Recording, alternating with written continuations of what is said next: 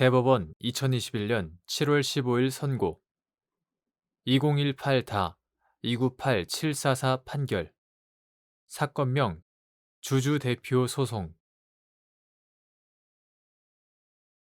1.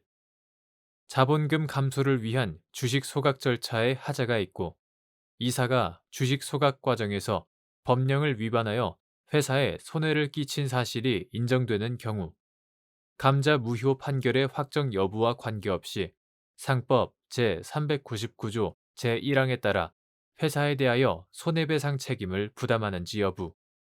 적극. 이사가 고의 또는 과실로 법령 또는 정관에 위반한 행위를 하거나 그 임무를 게을리한 경우에는 그 이사는 회사에 대하여 연대하여 손해를 배상할 책임이 있다.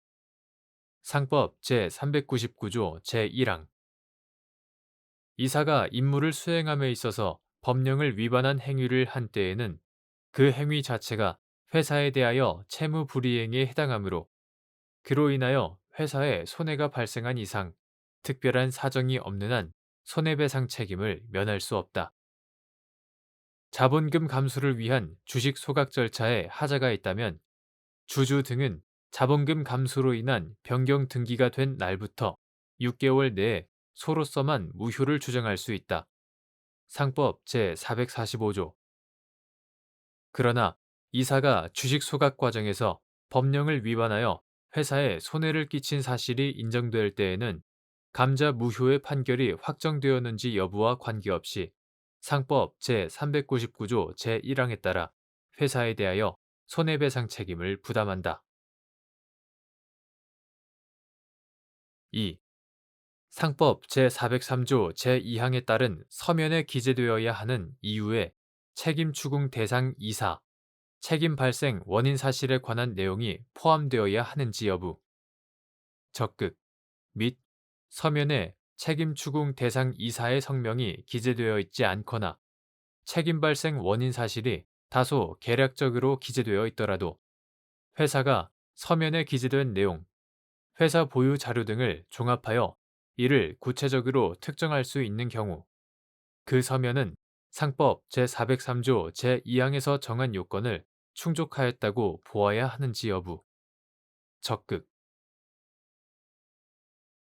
만약 회사가 이사의 책임을 추궁하지 않는다면 발행 주식의 총수의 100분의 1 이상에 해당하는 주식을 가진 주주는 회사를 위하여 직접 이사의 책임을 추궁할 소를 제기할 수 있다. 상법 제403조 제3항 주주는 소를 제기하기 전에 먼저 회사에 대하여 소의 제기를 청구해야 하는데 이 청구는 이유를 기재한 서면, 이하 제소 청구서라 한다. 제소 청구서로 하여야 한다. 상법 제403조 제1항, 제2항 제소 청구서에 기재되어야 하는 이유에는 권리 귀속 주체인 회사가 제소 여부를 판단할 수 있도록 책임 추궁 대상 이사, 책임 발생 원인 사실에 관한 내용이 포함되어야 한다. 다만 주주가 언제나 회사의 업무 등에 대해 정확한 지식과 적절한 정보를 가지고 있다고 할 수는 없으므로 제소 청구서에 책임 추궁 대상 이사의 성명이 기재되어 있지 않거나 책임 발생 원인 사실이 다소 개략적으로 기재되어 있더라도 회사가 제소 청구서에 기재된 내용, 이사회 의사록 등 회사 보유 자료 등을 종합하여 책임 추궁 대상 이사, 책임 발생 원인 사실을 구체적으로 특정할 수 있다면 그 제소 청구서는 상법 제403조 제2항에서 정한 요건을 충족하였다고 보아야 한다. 3. 주주가 대표 소송에서 주장한 이사의 손해배상 책임이 상법 제403조 제2항에 따른 서면에 적시된 것과 차이가 있으나 위 서면의 책임 발생 원인 사실을 기초로 하면서 법적 평가만을 달리한 것인 경우 그 대표 소송이 적법한지 여부. 적극 주주가 대표 소송 계속 중에 위와 같은 청구를 추가할 수 있는지 여부. 적극 주주가 아예 상법 제403조 제2항에 따른 서면, 이하 제소 청구서라 한다. 제소 청구서를 제출하지 않은 채 대표 소송을 제기하거나 제소 청구서를 제출하였더라도 대표 소송에서 제소 청구서에 기재된 책임 발생 원인 사실과 전혀 무관한 사실관계를 기초로 청구를 하였다면 그 대표 소송은 상법 제403조 제4항의 사유가 있다는 등의 특별한 사정이 없는 한 부적법하다. 반면 주주가 대표 소송에서 주장한 이사의 손해배상 책임이 제소 청구서에 적시된 것과 차이가 있더라도 제소 청구서의 책임 발생 원인 사실을 기초로 하면서 법적 평가만을 달리한 것에 불과하다면 그 대표 소송은 적법하다. 따라서 주주는 적법하게 제기된 대표 소송 계속 중에 제소 청구서의 책임 발생 원인 사실을 기초로 하면서 법적 평가만을 달리한 청구를 추가할 수도 있다. 4.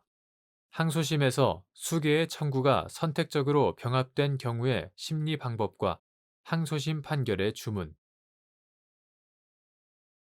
제1심에서 원고의 청구가 기각되어 원고가 항소한 다음 항소심에서 청구를 선택적으로 병합한 경우 법원은 병합된 수개의 청구 중 어느 하나의 청구를 선택하여 심리할 수 있고 어느 한 개의 청구를 심리한 결과 그 청구가 이유 있다고 인정될 경우에는 원고의 청구를 기각한 제1심 판결을 취소하고 이유 있다고 인정되는 청구를 인용하는 주문을 선고하여야 한다.